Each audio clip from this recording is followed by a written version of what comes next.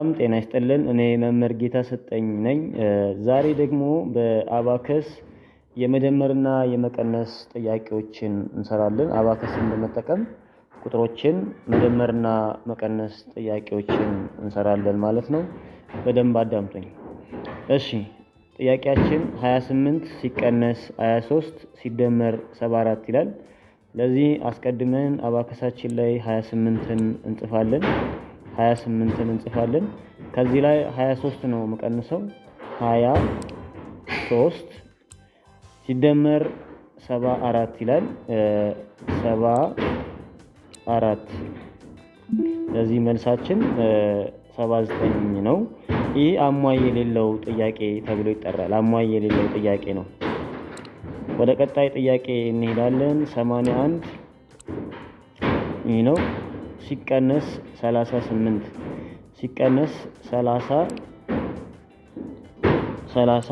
ማለት ይሄ ነው። አንድ ላይ ነው የምቀንሳቸው። እዚህ ጋር ደግሞ 8 ነው የምቀንሰው። እዚህ ጋር 3 መቀነስ እችላለሁ። እዚህ ግን 8 መቀነስ አልችልም። አንድ ነው ያለው። ስለዚህ አሟይ እንጠቀማለን። እዚህ ጋር በደንብ አዳምጡኝ። 30ን ቀነስኩኝ። የአንድ ቤት ላይ ግን 8 መቀነስ አልችልም። የ8 10 አሟይ 2 ነው። የ8 10 አሟይ 2 ነው። ስለዚህ ምን አደርጋለሁ? 5ን ቀንሼ እዚህ ጋር 4 ጨምራለሁ፣ እዚህ 2 ጨምራለሁ ማለት ነው። የ8 10 አሟይ 2 ስለሆነ ወደ ኋላ ነው የምንመለሰው። መቀነስ ሲሆን ወደ ኋላ ነው፣ መደመር ሲሆን ደግሞ አሟዩን ወደፊት እንጽፋለን ማለት ነው። መቀነስ ሲሆን ግን ቁጥሩን ቀንሰን አሟዩን ወደ ኋላ ነው የምንጽፈው። ከ10 ቤት ላይ ከቀነስኩኝ የአንድ ቤት ላይ አሟዩን እጽፋለሁ። ከ100 ቤት ላይ ከቀነስኩኝ የ10 ቤት ላይ አሟይ እጽፋለሁ ማለት ነው። ሲደመር 96 የአንድ ቤት ላይ 6 መደመር እችላለሁ።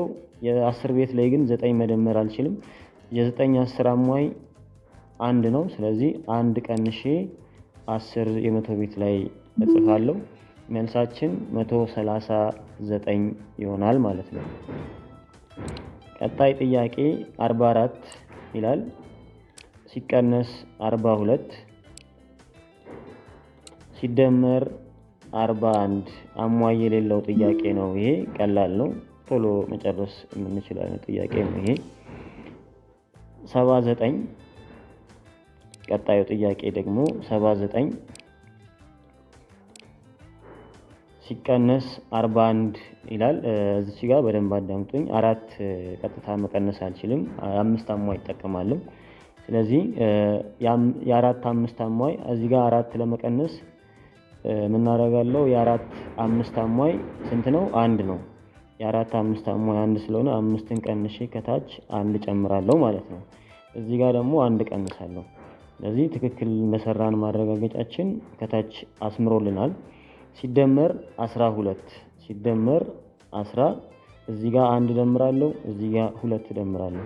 1 ደመርኩኝ፣ 2 የለኝም እዚህ ጋር ለመደመር። የ2 10 አሟይ ደግሞ 8 ነው። ስለዚህ ይሄንን 8 ቀንሼ እዚህ ጋር 10 እጨምራለሁ፣ ወይም 1 ጠጠር መጨመር አለብኝ። የ1 5 አሟይ ደግሞ 4 ስለሆነ 4ን ቀንሼ 5 እጨምራለሁ። መልሳችን 50 ይሆናል። ትክክለኛ መልሳችን እሱ ነው ማለት ነው።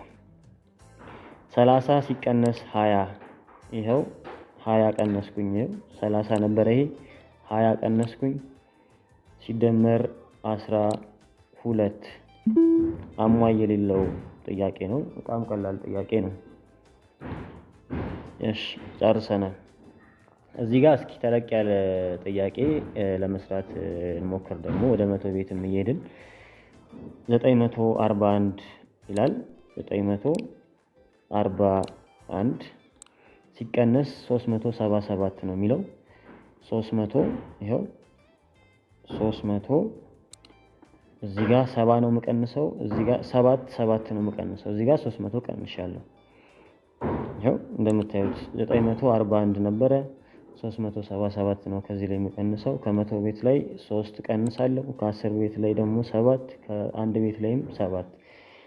የ10 ቤት ላይ 7 የለኝም፣ የአንድ ቤት ላይም 7 የለኝም። ስለዚህ አሟይ እጠቀማለሁ ማለት ነው። የ7 10 አሟይ 3 ነው።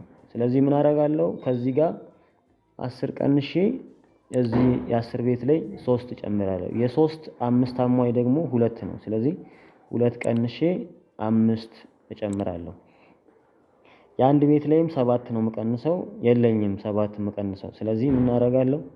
የ7 10 አሟይ 3 ነው። 10 ቀንሼ 3 እጨምራለሁ ማለት ነው።